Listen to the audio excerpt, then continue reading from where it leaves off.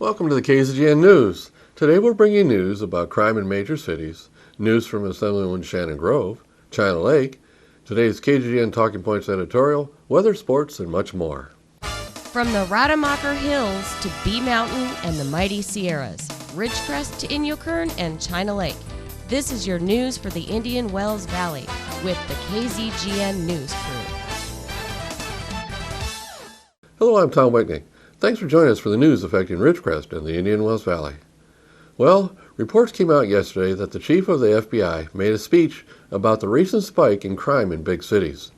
He stated one factor potentially contributing to a rise in violent crime in some major cities is the increased scrutiny of police brought on by videos of controversial arrests and shootings posted online.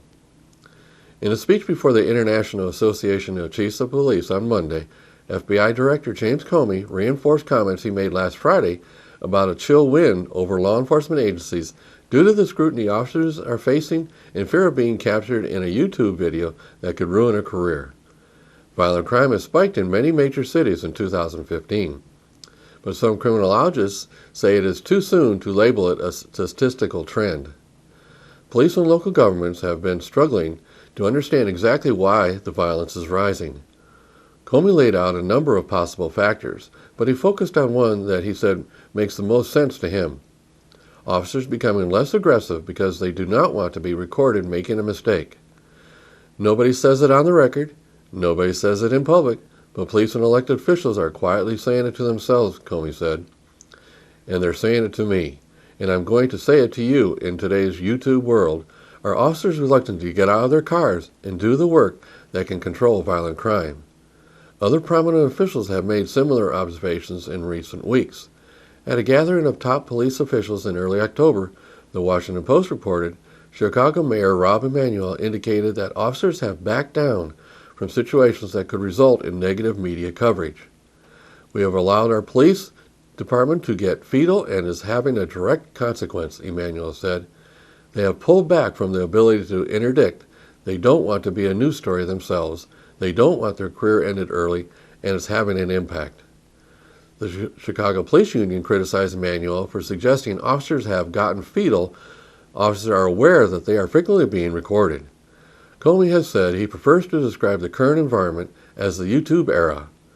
Confrontations between police and civilians posted online, such as video of a South Carolina school resource officer struggling with a student, frequently go viral online and on cable news, playing over and over and generating allegations of misconduct and brutality, usually before all the facts are known.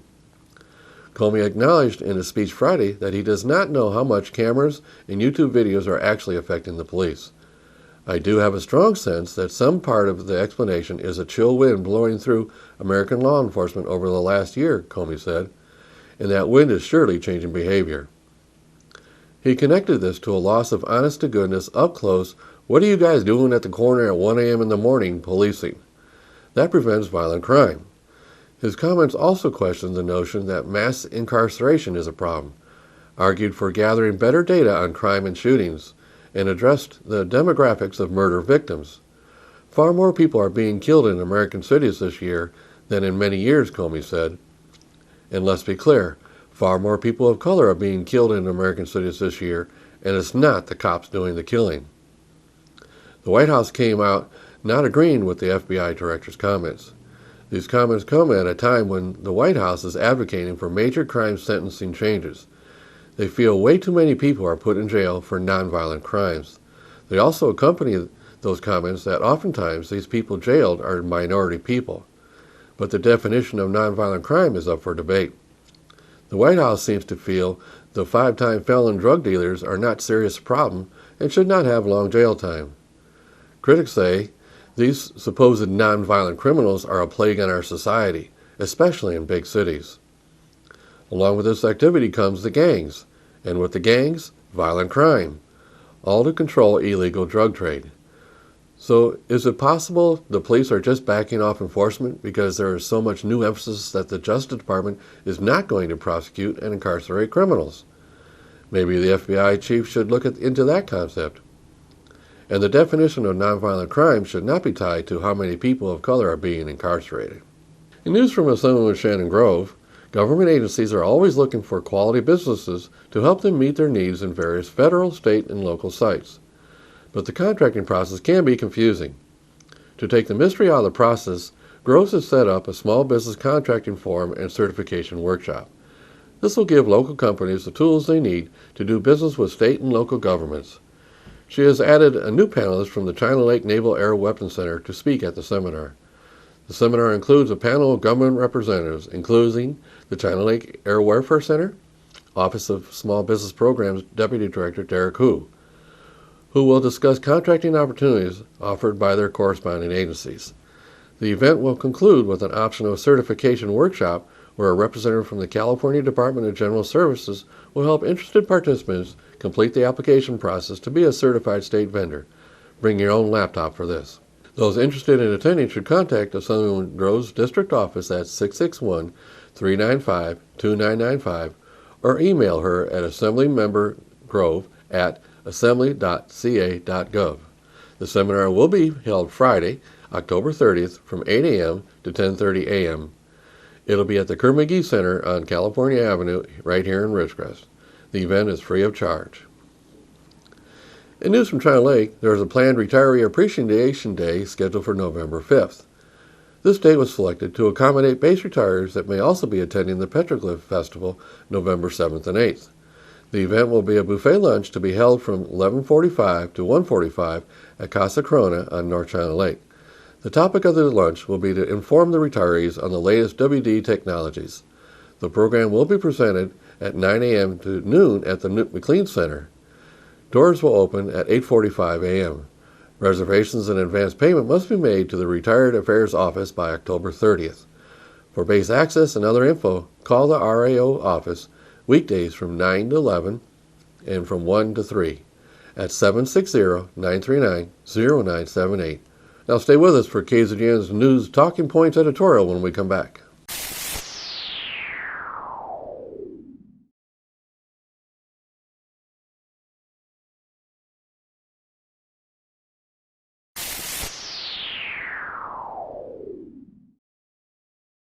Thanks for staying with us. Now it's time for the 89th KZGN News Talking Points editorial. Here's today's topic. Warning! You need to know what is going on with the new state-mandated Groundwater Sustainability Agency. Well, as reported in yesterday's regular news segment, today I'll discuss the new state-mandated Groundwater Sustainability Agency. Last Friday evening, there was a special meeting here in Ridgecrest from the State Water Board about the startup of the Groundwater Sustainability Agency.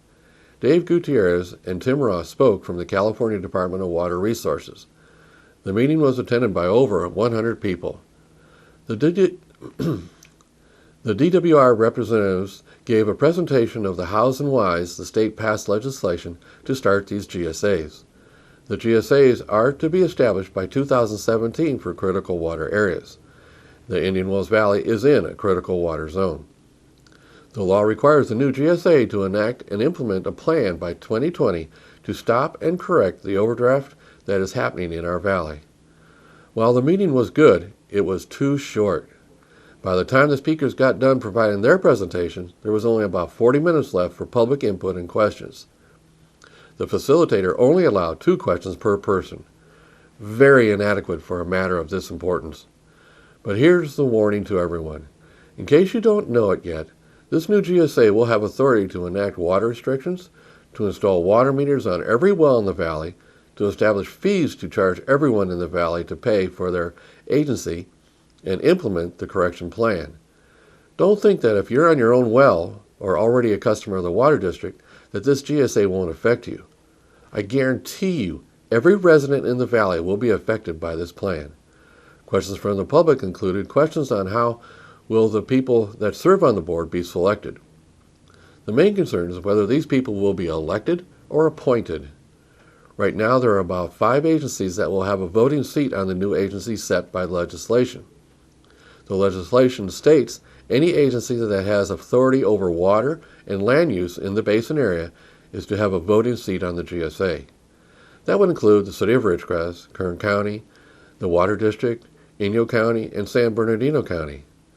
The board could include other non-voting members if it decided to. These non-voting members could be the Navy, BLM, and Cerros Valley Water District. Public comments showed the public is advocating for an elected board, not appointed.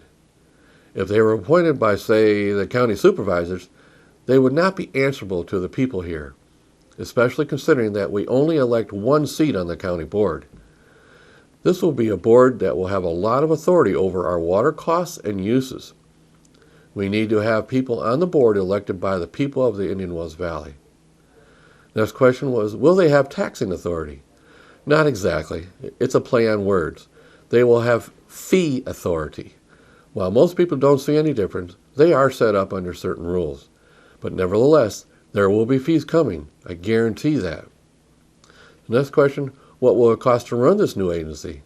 No one knows that yet, but rest assured that there will be probably a manager, a secretary, attorney, maybe contractor support, facilities, etc.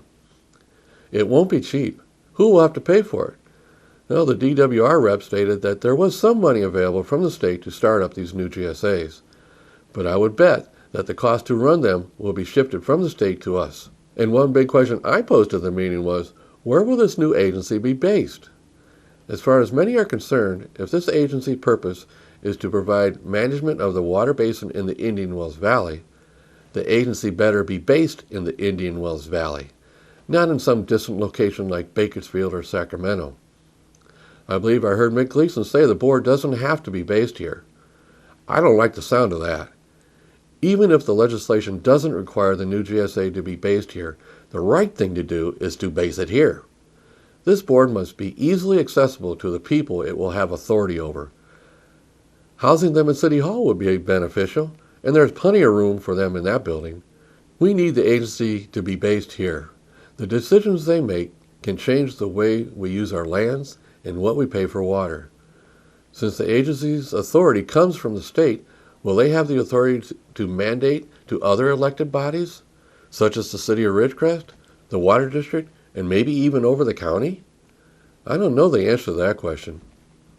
And now I get to the real crux of this editorial, and my concern. Right now, there is a small group meeting to start this GSA. I've been told some of the meetings have been behind closed doors over in Bakersfield. Yet this group of speakers emphasize that transparency of setting up this new agency is important. To that I say, stop having meetings in Bakersfield. Have them here. Notify the people of these meetings. Open them up for the people for comment. It was stated by Mick Gleason that the county was going to submit papers to establish this new agency. He also stated that any group of people could gather to file and form an agency as well. Then the state would decide which group to approve. Generally, it seems Mick's group is doing okay. However, if they don't decide to have elected people on the board and to base the agency here, then I believe another group of people will need to get together and form a more responsive board. And enough of the meetings behind closed doors and over in Bakersfield. Open the meetings up to us. Transparency is very important. There is so much potential impact to us that this is going to be a very important subject in the very near future. This is a major issue coming down the tracks like a freight train. So stand by for more information and be prepared to get involved. In conclusion, face it, we will have this new GSA and will have authority over us, potentially affecting our lives. This board needs to be elected by the people in the Indian Wells Valley and be based here in the Indian Wells Valley. And stop the closed-door meetings. If you agree, make sure you let Supervisor Gleason know. I'm Tom Whitnick, and that's what I think. I'd like to know what you think. If you have any comments about this editorial or would like to discuss or recommend a topic, I'd like to hear from you. Please email in to info@kzgn.net. Now stay with us for weather and sports when we come back.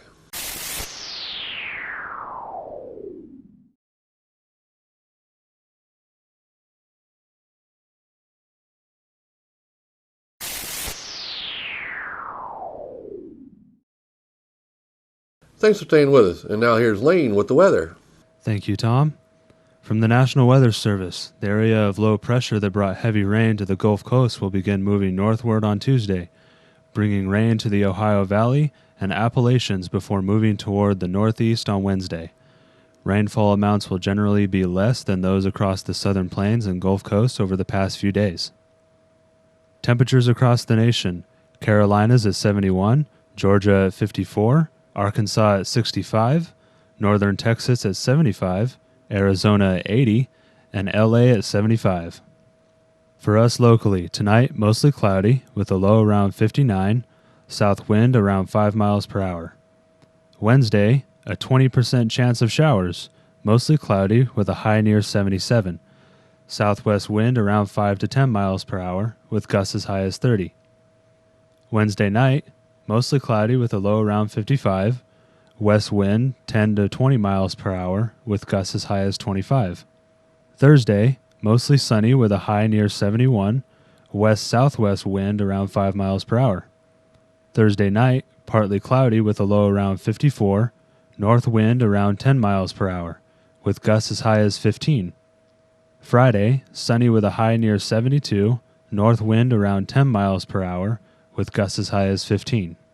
Friday night, clear with a low around 53. Northeast wind 5 to 10 miles an hour, again with gusts as high as 15. Saturday, sunny with a high near 77. Northwest wind around 5 miles per hour. Saturday night, clear with a low around 55. South wind around 5 miles per hour. And Sunday, sunny with a high near 79. Northwest wind around 5 miles per hour. And that is your forecast for the IWV. Now back to Tom. Thanks, Lane. Now let's go to Tom Heck with sports. And a very pleasant Tuesday evening to everyone. Tonight, World Series game number 1 in Kansas City. The first 2 games will be in Kansas City before they'll go back to the East, and they'll play 3 in New York over the weekend, and if necessary, game 6 and 7 back in the Midwest in Kansas City. All right, college football. It's getting the time of season now. We're getting past the halfway point in college football and just about near the halfway point in the NFL. And some very, very interesting and I think some surprising results going through. We'll look at the NFL tomorrow, but I want to touch on college football, especially the Pac-12. Boy, the Pac-12 has so much parity, so many teams that might end up winning the Southern Division and that Northern Division. But let's talk about first number 2 Baylor. They suffered a huge blow. Seth Russell, who might have been the Heisman Trophy winner, is out for the rest of the season with a fracture in his neck, one of the neck bones. Now, that was suffered in the game on Saturday. Nobody has even come close to Baylor. They have just been blowing everybody out, and that is a huge, huge blow to the Bears. We'll see what happens from there. All right, I want to look at the Pac-12 right now. Washington State, a team that not many people gave much hope for, is currently 5-2. They defeated previously number 12 U of A, University of Arizona, 45-42 up in Washington the other night. Next up for them, up in the Palouse, is Stanford. Stanford comes in 6-1, and right now Stanford in first place in that Pac-12 Southern Division. Now, USC, and I gave up USC for dead, they came back and beat number 3 Utah on Saturday in the Coliseum. Now, USC has an opportunity also to win the Southern Division. And UCLA, ditto. UCLA polished off number 20 California. And next up for UCLA will be Colorado. That game will be in the Rose Bowl. Now, Colorado much improved. They're 4-4. UCLA now 5-2, and they have a chance to still win the Southern Division. So a lot of teams still have a chance to get to the Rose Bowl or beyond. Oregon 4-3 on the outside looking in right now at Arizona State 4-3. Both of those teams, though, are in contention for the league crown and a good bowl game. So really the only team that's out of it right now is Oregon State. Oregon State will play Utah this week. Utah now 6-1 after losing to USC. All right, the University of Miami fired their head football coach on Monday, Al Golden. Golden had 4 years left on his contract. This year they were 4-3. They were 1-2 in the conference, but they got beat up pretty bad Saturday.